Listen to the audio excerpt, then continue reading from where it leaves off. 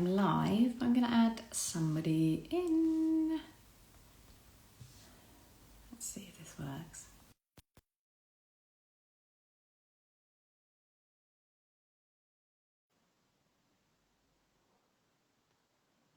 Okay. I think you can see me, Jill. I've just invited you in. Let's see if it's worked. Oh, yes, hello. I can see you. It's worked. Can you hear me? I can hear you, yeah. And that is Good. perfect. That was easier than I Good. thought. It was, wasn't it? I've not done this before, so it'd be interesting. Me and technology, something always goes Put my wrong. glasses back on because I can't see you. There you go. I know, I'll be like this as well. How are you? Well, how are you? How's your little one?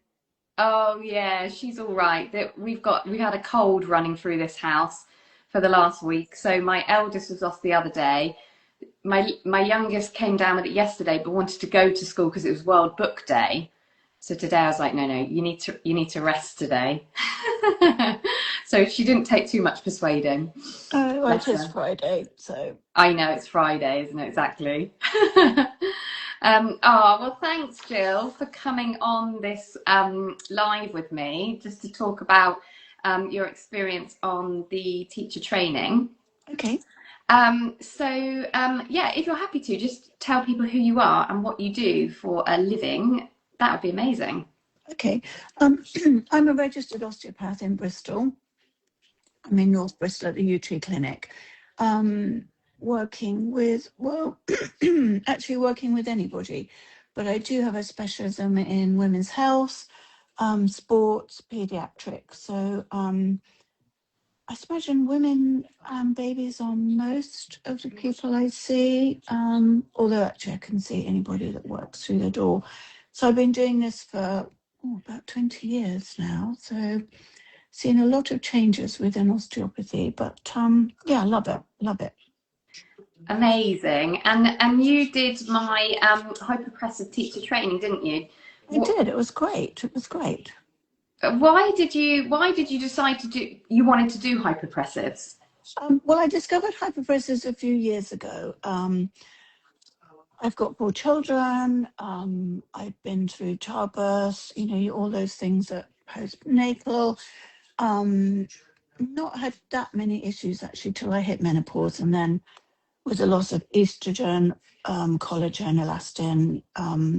As a runner, I found I was getting a lot of heaviness. Looked around, Kegels wasn't working, which I've been telling my patients all these years to be doing. What I found at the time was I had a little pair of shorts which had particular thickness, almost in a fascial banding. Hypopressive works with fascia. It's that sort of collagen-rich tissue that wraps around all the organs, blood vessels, muscles in our body, a bit like oiled cling film, carries a lot of blood flow, a lot of nerves, works alongside muscles to support. And I found these shorts, there was a band across the front, there was bands up the side, really helped sort of lift the pelvic area.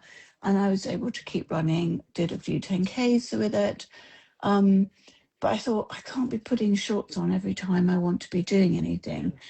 I raced triathlon, active, and it just wasn't working. So I had a good look around, a few European friends, a few European colleagues, and we got talking about it. Hypopressives is big in Europe, and I looked around, started to do a little bit of work myself, found that it made a big difference. I know you were working with Juliana in Bristol, so I just thought, oh, this is a really good thing to be getting into. And then I saw your course pop up, and I thought, right, let's see. If I need to be able to offer this to my patients. I mean, I was using quite a few. I've always used breathing techniques. It's part of osteopathy, working with asthmatics and things like that. So the breathing wasn't anything new to me. Fascia is something I work with every day. Anatomy trains I've been trained in for 20 years. And it just all clicked as to, this is what I can use to help people.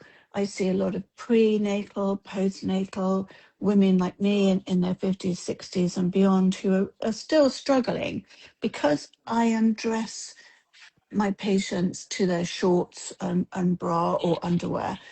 You Mm, can see women, wearing pads, wearing um, mhm. incontinence garments. And I thought, this is really, we're shortchanging women. Yeah. So I thought, right. So I leapt on your course, and it was really good.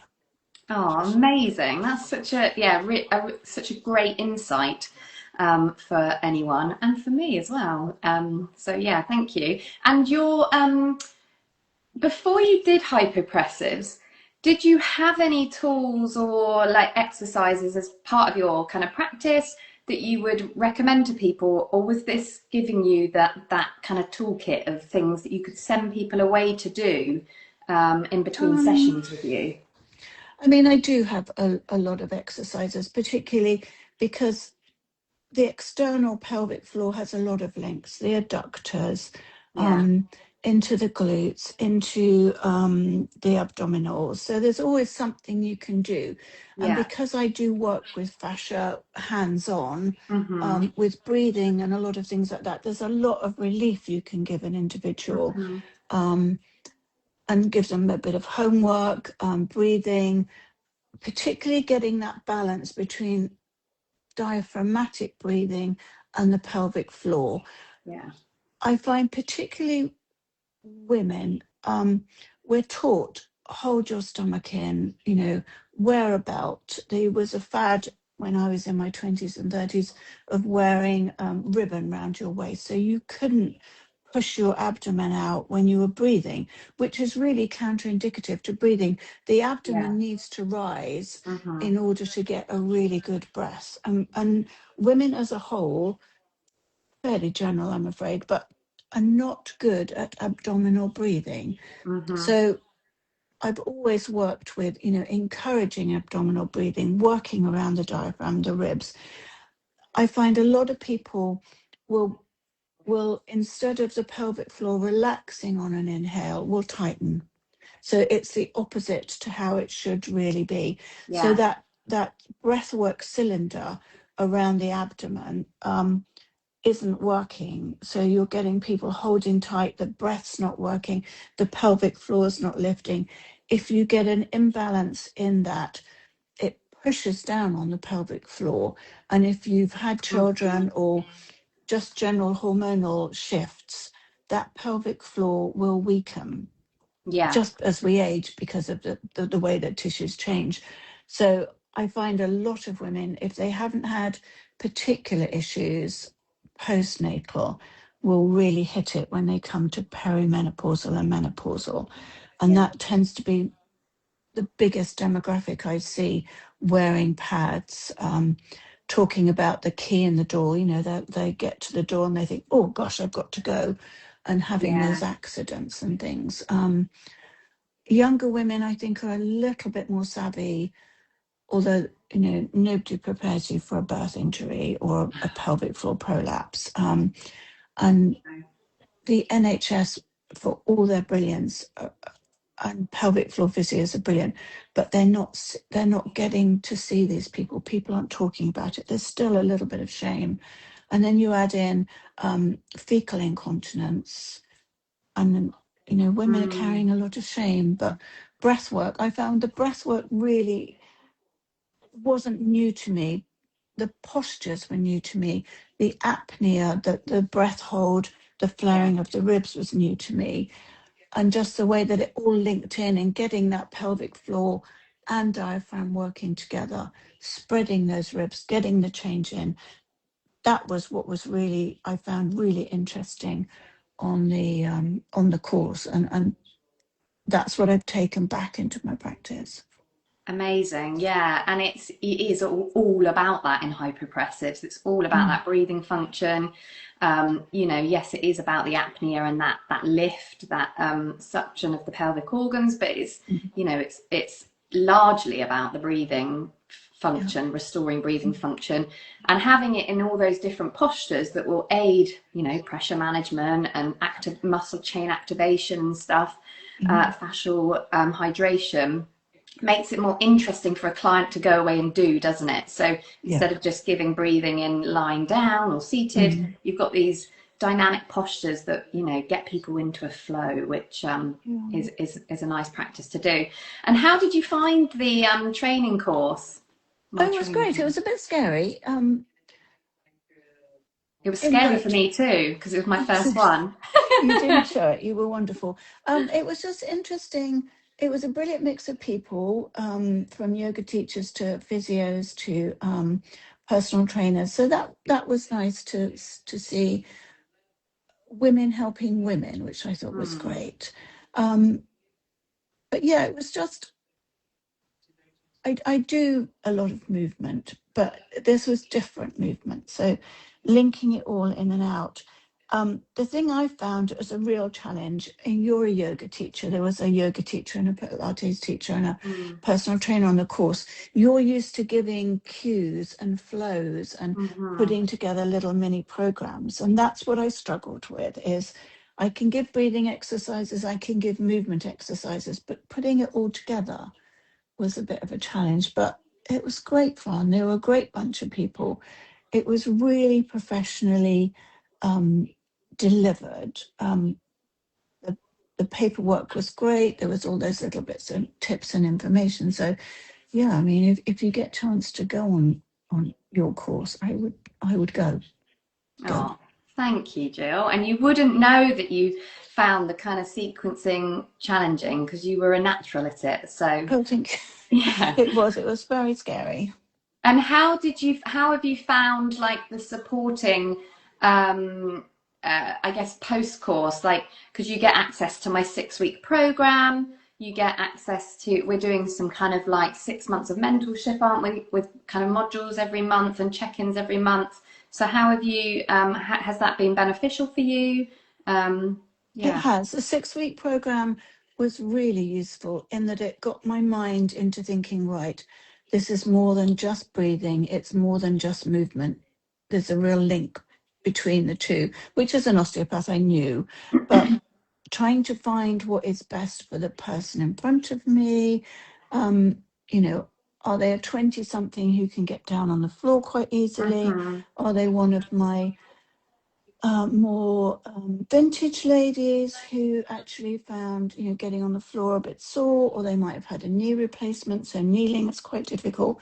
Mm. So it was finding those poses that worked best for people. Yeah. So the 6 week program was good. It was really Great. helpful. And being able to chat things through with you and the others, and also Abby, who is the sort of the international hypopressive training coach, have been Mm. really useful. Great. Oh, amazing. So pleased. And you came with a wealth of knowledge as an osteopath, Did you find that the theory taught you anything new, or, was it, yeah, how was the theory, I guess? Um, I didn't find anything new. Sorry. It was, yeah, I mean, it's like the stages 2 and 3 are neurodynamics and things I use every day. But it was nice to refresh, I must admit. I sort of looked at a few of them and I thought, oh, gosh, okay, brain engage here. Yeah. And whilst I talk about things like Boyle's law and the pressure change difference, Hmm. I'd forgotten the names and things. Yeah. So it was a good for a refresh, but for me as an osteopath, there wasn't much new, and whether the physio on the course found it similar. But I mean, personal trainers and yoga teachers are very savvy people. So I would think most of us would have gone, yeah, there's some stuff here I need, some I know Yeah. already. So, but it Yeah. was good to do. Yeah. And it goes into quite a bit of detail, doesn't it, on It does. It on does. anatomy and biomechanics and stuff. So, because there's coming from, for me, I was coming from I'd been a yoga teacher, and when I did my yoga teacher training, it didn't have that much It didn't have theory really in that way. So I kind of found all of that side of things really beneficial to brush up on my kind of that side of things. Um, Amazing. I'm just having a little look at my. What would you say you found my questions? What would you say you found the most valuable part of the course? Linking, linking everything together. Um, just um, just linking those things that I'd already got, plus the Hmm. extra flow movements. That was really useful. Mm. Great. Yeah, and it's just giving you, I guess, another tool to use with your Yeah, clients that need it. And is there anything else? Bear with me. Ah, that's what I want. Yeah. So have you started using hyperpressors with your clients yet? And if so, has I it have helped actually. anyone? I'm I'm using them in two ways. So I'm using some within my normal osteopathic session. So Yeah. if somebody needs a bit of breathing work, we work on the breathing work and the pelvic floor, and I can add in one or two of the simple movements. So maybe not using an apnea, but some of the cues like Mhm. the jellyfish or the umbrella opening. Mhm. I'm finding that's quite useful. And things like the little band, the TheraBand around the abdomen, just so they can feel that their belly is rising. So Mhm. that's useful within that. Or I might use a couple of the posterior chains with the legs and the arms Yeah. if they're lying on the plinths. I'm also seeing patients just for hyperpressives. Mhm. Um, which is going quite well actually. Although I must admit I can't switch off my osteopathic head. So what they'll come in and they'll stand and I'll think, oh, actually that could do with some work and that could do with some work. Yeah. Um, so there is a little bit of mix of the two. But But that's yeah, great, I I'm think. having That great fun with it actually. Great yeah. fun. But that offers, that offers clients so much for you to have that osteo Mm, brain when looking at their body and pulling yeah, in what else that body needs. So they complement each other really well, I imagine, they and they offer do. the client a Yeah, really they do whole, really work really, really well. yeah. I would think along the lines of yoga, because I know Tom Mm, Myers on Anatomy Trains does a lot with yoga teachers, and I think he's done yeah. a couple of books on Yes, yeah. what chains are activated with yoga. Yeah. But no, I mean I'm having great fun with it actually. It's really added. Well, it's not added. It's linked to one or two things, and Yeah. I've come out with more of a whole that I can fit things into. So yeah, it's great. So thank you for the course. It was really good. I'll be signing up for the next levels. Oh, amazing. Yeah. There's lots more to delve into. There is a lot more. Oh, well, thank you so much, Jill. And what would you say to anyone thinking about doing the course? Oh no, go for it. Go for it. Yeah, Yeah. I mean, if great. you've got a background in just working, well, not necessarily with women. I've had a few men hyperpressives patients come in Yeah. as well. But if you're working with women, it really does add that little bit more. Because often people won't talk about it, or you'll see them are a bit awkward at one or two things, and you can open that conversation.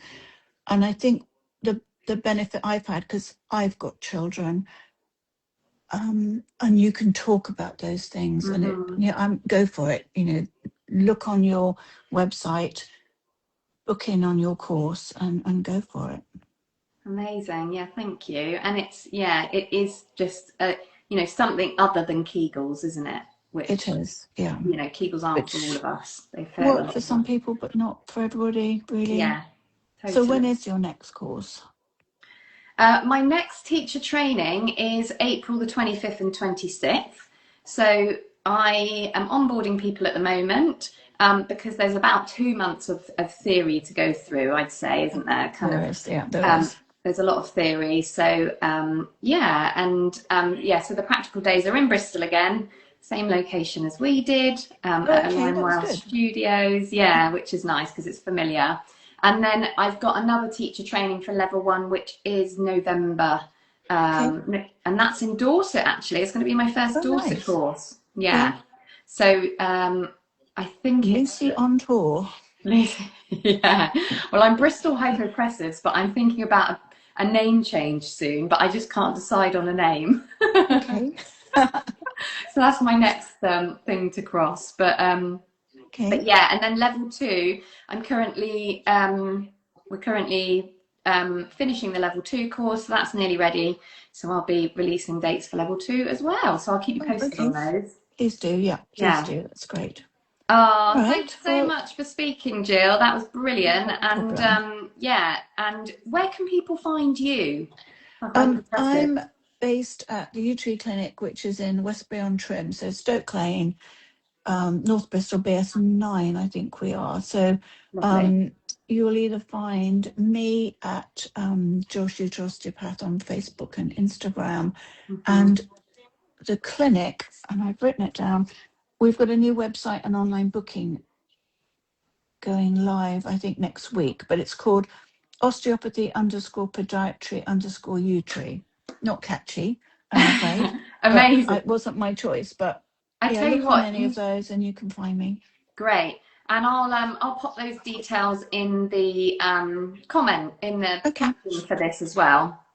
And they can always find you on your Instagram and message you, can't they? Yeah, So they can do. Yeah, they can do. amazing, and so All nice to right. have another a Bristol hypopressives coach now that I've left there.